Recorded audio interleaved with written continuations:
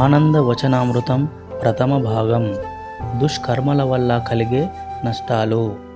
మానవులు చేయకూడని పనిని చేస్తే దానిని పాపము అందురు.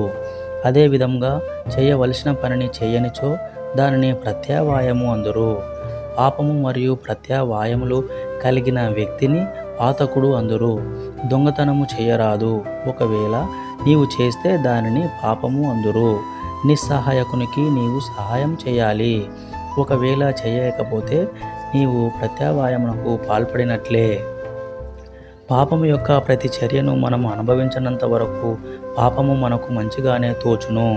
భారతదేశంలో చాకలి బట్టలను ఉతకడాన్ని మీరు గమనించారా? అతడు బట్టలను గాలిలోకి పైకెత్తినప్పుడు బట్టలు తాము పైకి వెళ్తున్నామని సంబరపడతాయి. కానీ బట్టలను ఎంత పైకెత్తితే అంత బలంగా అవి రాతిపై కొట్టబడతాయనే విషయం అవి మరచిపోతాయి. అదేవిధంగా పాపపు పనులు చేయువారు సైతం ఈ బట్టల వలనే పరిస్థితులను తమకు అనుకూలంగా ఉన్నాయని భావిస్తారు మరియు తాము చేయుచున్న పాపపు పనులతో సంతోషిస్తారు. కానీ వారి పాపాలు పండి ప్రతిచర్య ప్రారంభం కాగానే రాతికి బలంగా కొట్టబడిన చాకలి బట్టల వలె దుఃఖానికి గురి అవుతారు. స్వచ్ఛ మరియు భద్ర పదములలో వ్యత్యాసము కలదు.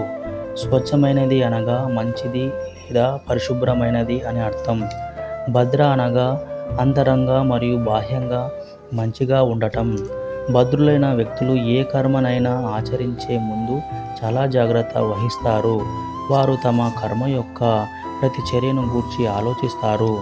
వారు మంచి కర్మలనే ఆచరిస్తారు.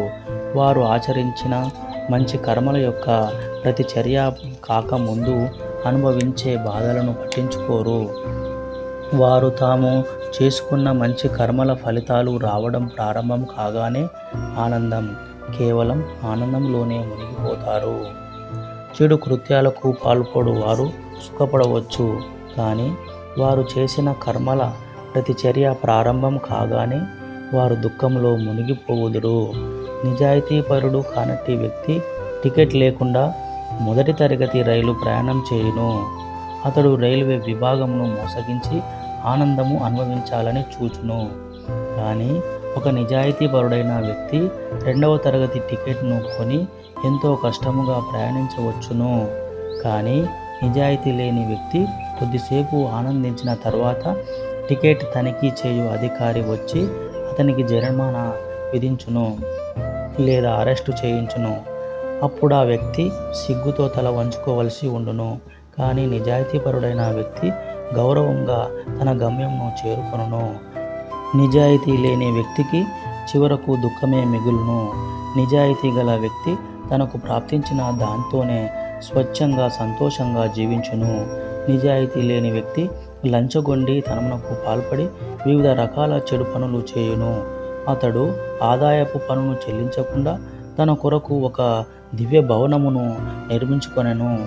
కానీ ఒకరోజు ఆదాయపు పన్ను అధికారులు అతని ఇంటిపై దాడి చేసి పన్ను ఎగవేత మరియు అక్రమ సంపాదనల గూర్చి అతనిని ప్రాసిక్యూట్ చేయుదురు.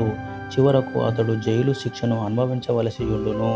కావున ఏ పాపమునైనా తలపెట్టే ముందు వెంటనే లేదా ఆలస్యంగానైనా నీవు ఆ పాపము వల్ల కలగబోయే తీవ్ర ప్రతి చర్యలను గూర్చి ఆలోచించాలి.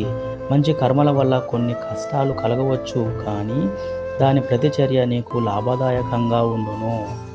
మంచిని తలపెట్టుము, కానీ దురహంకారము మరియు వ్యర్థ డాంబికతను కలిగి ఉండరాదు. గర్వము మరియు వ్యర్థ అహంకారములు ఆనంద మార్గమునకు నష్టమును చేకూర్చును.